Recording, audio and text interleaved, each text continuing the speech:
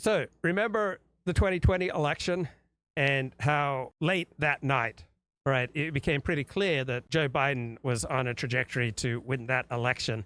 And Donald Trump comes out and gives a news conference saying that the election's been robbed from him. And then over the next few days and weeks, Donald Trump keeps harping on that the election was stolen from him, and he just couldn't get any elite support, right? Republicans, by and large, did not follow him. And there were no great lawyers who were willing to take up his cause.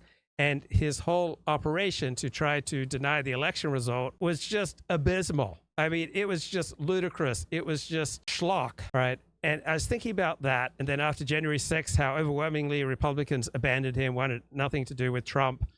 Elites 100% abandoned Trump after January 6th. He was banned on Twitter and Facebook and YouTube and all across social media, just universal condemnation. And there's a very different reaction today to his conviction, right? Republican legal elites overwhelmingly did not side. 100% of Republican legal elites did not side with Donald Trump in his challenge to the 2020 election.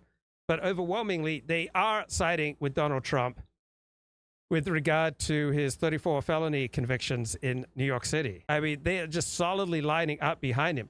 Now, the non-Republican legal experts and mainstream media journalists covering the trial, right, they are obviously happy that Donald Trump was convicted, and they don't make the same points that Republican legal elites are making about how the trial was a travesty. But there is one key word that the dominant liberal left elites are using, and that is that the prosecutor Alvin Bragg's legal theory underlying the case is weak and is the most likely grounds for appeal and the most likely successful grounds for appeal. So they don't like to talk very much about how the conviction of Trump was based on a very weak legal theory.